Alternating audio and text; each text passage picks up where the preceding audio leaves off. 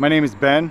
I'm with IHCT Media, part of Loud Labs Las Vegas and the Loud Labs Network, and we are downtown in beautiful Las Vegas, Nevada. We're passing the Strip right now. How's the Strip changed from when you were a kid to how it is now? You know, it's funny. The thing about Vegas is that there's nothing that lasts a very long time. In fact, if you came here, I was born and raised here. If you came here back then, almost, I'd say 80-90% of the properties are completely gone. And it just keeps evolving and changing. They don't keep the old here very much, even though there's a lot of nostalgia. So the Strip looks completely different than when I was a kid. And I think it's been for the better, though, too. I think the cool thing about Vegas now, compared to like me growing up here, is it used to be just about, you know, the gambling, the partying, whatever. But, you know, after 2008, when the financial collapse happened, it really was devastating. We were like, literally, other than Detroit, we were the second most like impacted like foreclosures in the United States. So they've moved more to like sports and gaming stuff. So I actually think it's gotten better, you know, being here, even though a lot of people were really, really, you know, devastated by it. What are the main things people do here to make money now? What's the go-to job?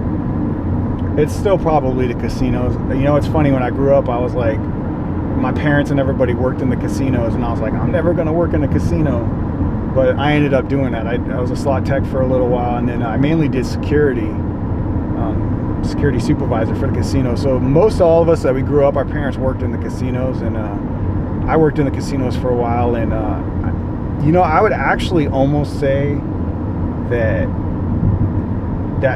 casino security led me to doing stringing. I know that sounds weird. You know, I think if someone was to ask me like years ago, would I ever be out in the middle of the night, you know, chasing stories, I would have think you were crazy.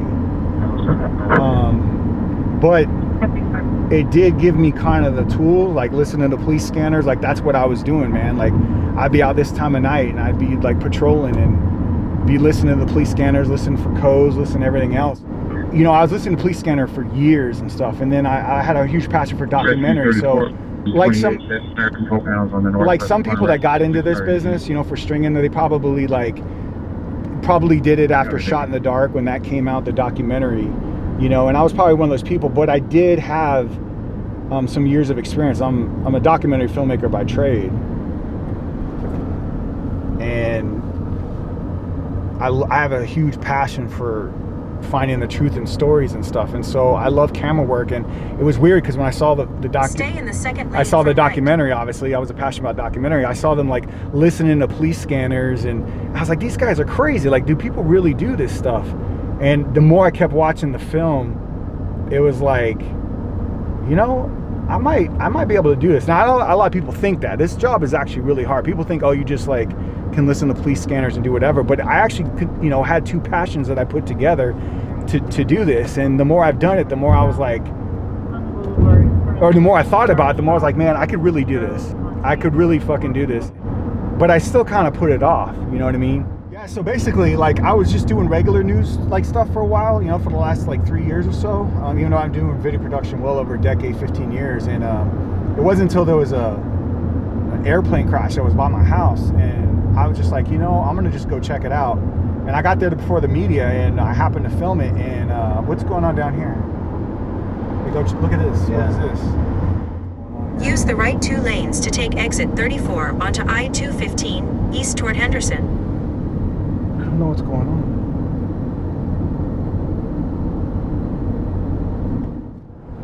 You know, the thing is, what's funny about Vegas is that all these people that watch, like, you know, TV and movies and all this shit, they're like, they think they have an idea of like Vegas from what it is and what they see in the casinos, whatever, but they don't really get like all the shit they don't see. I mean, you could probably find a couple of like, you know, stories here and there, like people talk about in the casinos, but there's a whole other side of this city that people don't see at all. You know what I mean? Like, they really have no actual clue. And being born and raised here, it gave me an advantage, and also doing security, to see things that nobody really ever sees. I think that's what gives me an advantage in doing this. It's kind of like I know the beat here. Like I know like what goes on, like the feeling and the atmosphere of what's going on here, and like where things are happening and what things, you know, and whatever you think you know about Vegas, you don't know shit about Vegas, honestly. Like even the news, like they'll cover stuff, you know what I mean? But there's a lot of stories and stuff that they won't cover. And like I said, growing up here, you know, I've watched the news. I have a lot of respect for the news, don't get me wrong. You know what I mean? But like I realized once I started to do this, like there's a lot of things people don't really want you to know about this town. I'm not saying it's like totally different than many other types of town, but the image that people have of Vegas and the way they think of it, they don't really get the other side of that. You know what I mean? And so being a part of doing this, like I feel like there's a little bit more insight and having like eyes on the ground and seeing really the shit that actually happens here that people would be surprised if they knew about. What are some of the crazier calls that you've responded to? You know, it's funny, like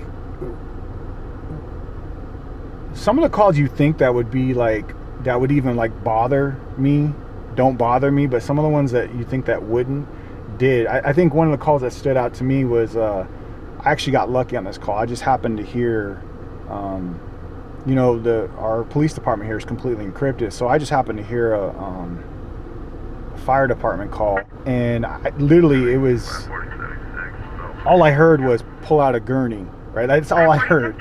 So I was like, I'm gonna go check it out, because it was in an area and a helicopter was there, and I just happened to have an instinct that I was like, if it's in this area, probably something bad is happening. I didn't know what to even expect. We have 2 deceased females, both at the scene. We have 1 male victim shot multiple times at UMC Trauma. And we have the suspect, who was a Hispanic male in his late 70s, in custody. The preliminary details that we have right now is that this shooting resulted over a dispute over rent not being paid.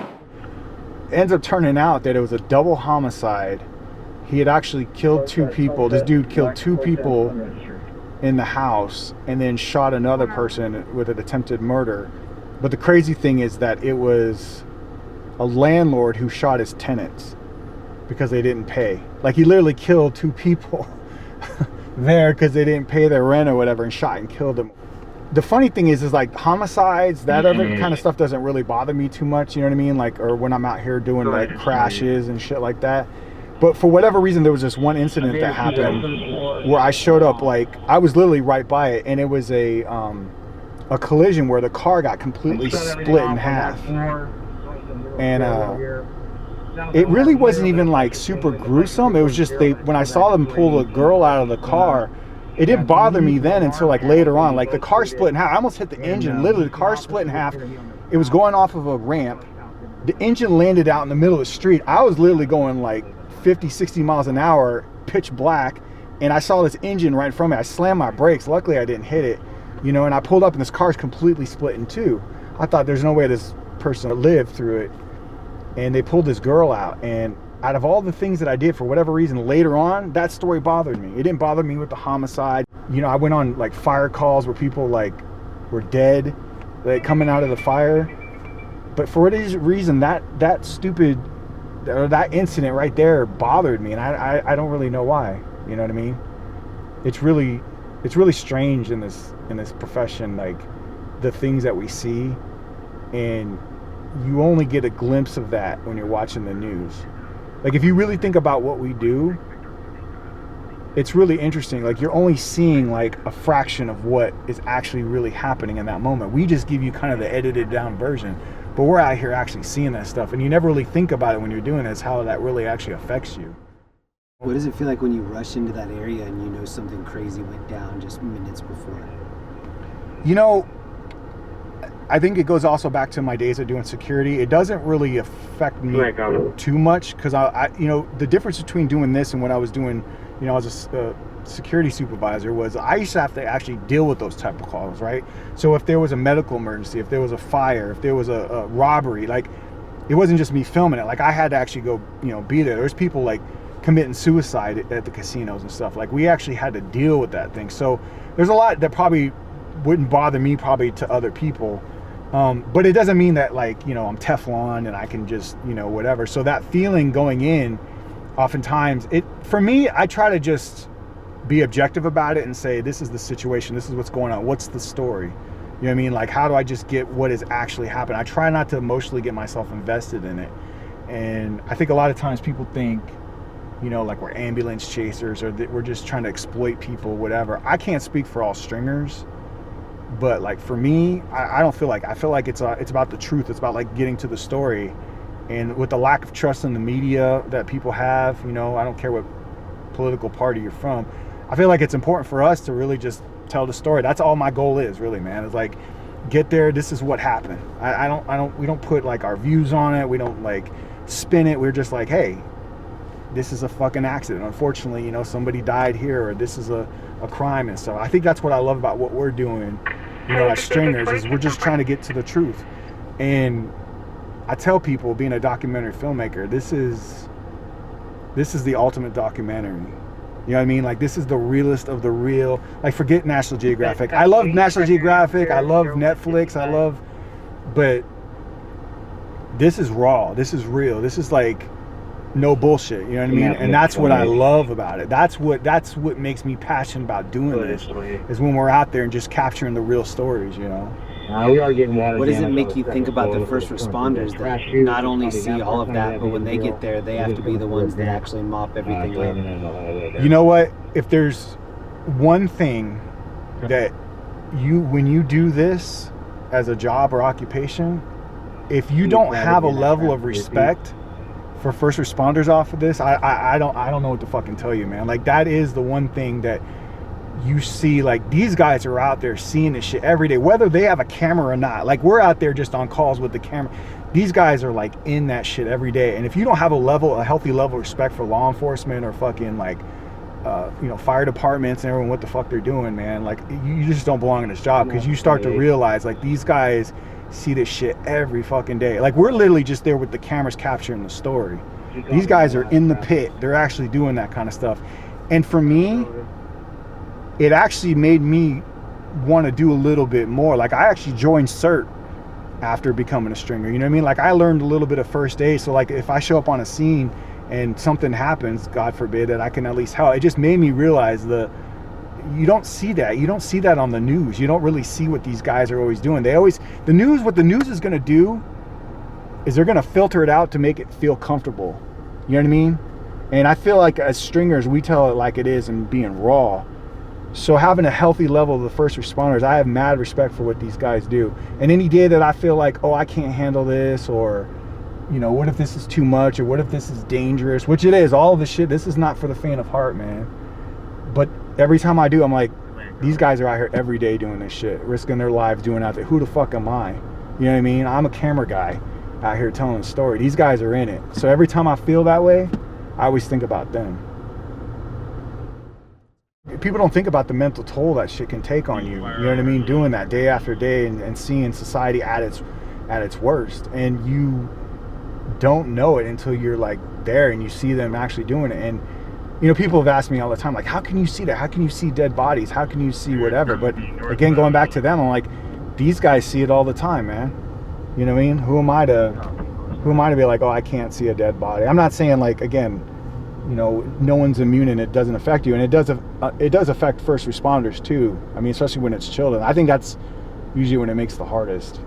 But I don't know, man. It makes you really think about, if there's one thing I would say, if nobody gets shit from any of the stuff that we put out there, use the right lane to take exit 36 to I've gotten Tropicana Avenue and the Frank value. Sinatra Drive. I've gotten the value of life from this. You know what I mean? Like, I've slowed down more. I don't drive crazy anymore. You know, I don't like drunk drivers. I don't like.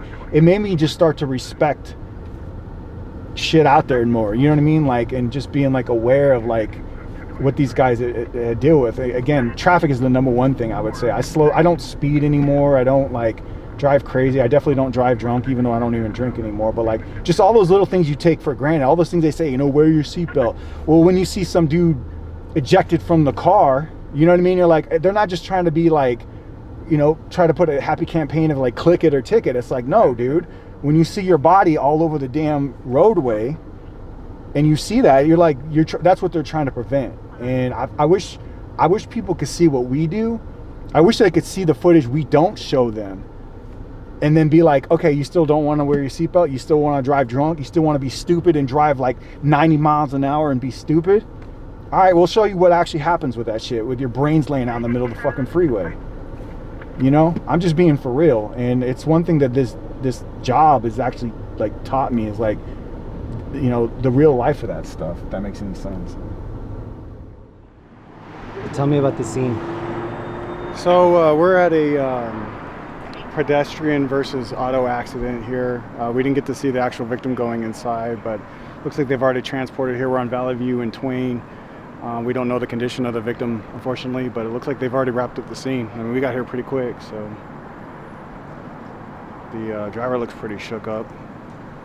But at least she stayed on scene, so hopefully she's all right, or whoever it is, he or she's okay. So you can see the shoe underneath the car, actually.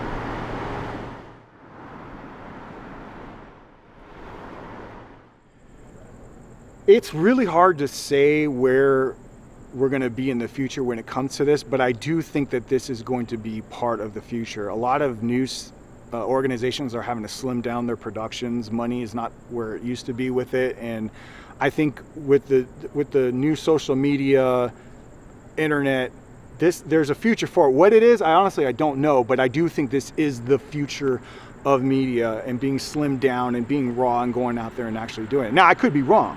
I could be wrong that it may not be going where it's going. But if you see everything else going on in the world, when you see news platforms like Storyful or Newsflare and all these other, there's a market for raw shot news and breaking news. And we're quick, we're mobile, we can be out there instantly and get it straight to you guys. Whereas, you know, a news company or a news organization, they're like a really big boat. They have to turn a lot more to do a lot of that stuff. Okay, let me give you one piece of advice if you're gonna be a stringer. Try your best not to go on a stringing gig on your wife's birthday before you're going out to dinner.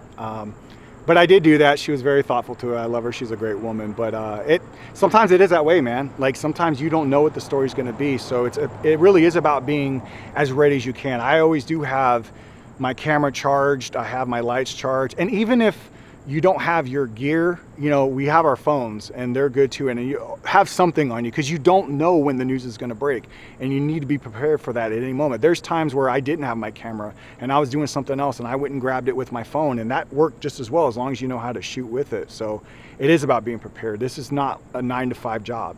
You know, I mean, you can make it if you want, if you choose those hours, but it really is making sure that you're prepared, that you're professional, that you're, you know, you got gear, you got good sound, you got good audio. This isn't just, you know, pulling out a camera and I'm like just filming whatever it is. You know, you really got to be on point with what you're doing. So nightly when we're out, most of the time we're covering robberies, we're covering crashes, we're covering a lot of fires, we're covering a lot of incidents that happen in town. We even cover a lot of the weather, major flash flooding. A lot of weather, so people think, you know, it's the desert, that there's not a lot of, you know, rain, not a lot of tornado stuff, whatever, which there's not tornadoes. But flash flooding is a really big thing out here. So we're out here just patrolling all the streets. I think a lot of times, you know, people come to Vegas, they think of gambling, they think of, you know, strip clubs, they think of partying. And you know, Vegas is that. We're known as the entertainment capital of the world, but they don't get that there's a lot of other things that happen that go on in the city that they often aren't going to see. Crimes, fires, incidents that happen that you're not going to see on a movie about Vegas, or you're not going to see it on a TV show about Las Vegas. So one of the things that we like to do out here is kind of give you the behind the scenes of like the other side of Vegas and the other things that do happen in our city. What are some common calls that you hear night to night? I would say, and we don't always cover these, I would say domestic violence is actually really big out here. Overdoses are really big. We don't cover a lot, but the stuff that we probably cover a lot are probably vehicle accidents, because if you think about it, this is a 24-hour town. It's access to whatever. People are drinking all times of the day, they're partying, you know, and they're not thinking. And we don't have any like closed times at a bar where there's a last call. So people can drink literally 24 hours a day. And unfortunately, people take it a little bit too far. They get behind the wheel, they drive too fast. And unfortunately, we see a lot of car accidents that end up happening out here. In fact, our fatality rate has actually, you know, doubled in the last, I think it doubled or tripled in the last couple of years. You know, I was born and raised here in Las Vegas, and I've had many different occupations out here, including working in the casinos. In fact, if you grew up in Las Vegas, you probably had a family member or someone you knew that was actually in the casinos. And I swore to people that I would never, you know, work in a casino, but I ended up doing it. And I was actually, one of the jobs that I had that actually helped me out being a stringer, honestly, was being security supervisor for casinos here in the downtown area of Las Vegas. And that was probably one of the first times that I really actually started to listen to like police scanners. I was always aware of the situations that was going around, because unlike most people that do security out here, they probably worked at a nicer casino, a nicer property. And I worked in one of the most shittiest properties there actually was. But I'd always be listening to the police scanner and listening to what the Vegas Metro Police were doing. That's how we caught criminals and doing stuff. So that kind of gave me an advantage when I got into doing new stuff, is already knowing the codes, already knowing what police do, what they're actually looking for. The other cool thing about doing security was I actually responded to medical emergencies. I had to know how to do I had to know how to do like fire evacuation plans. So a lot of the scenes that I go on, I'm actually kind of familiar with when I'm jumping on there. So it kind of gave me a heads up when I jumped into doing stringing.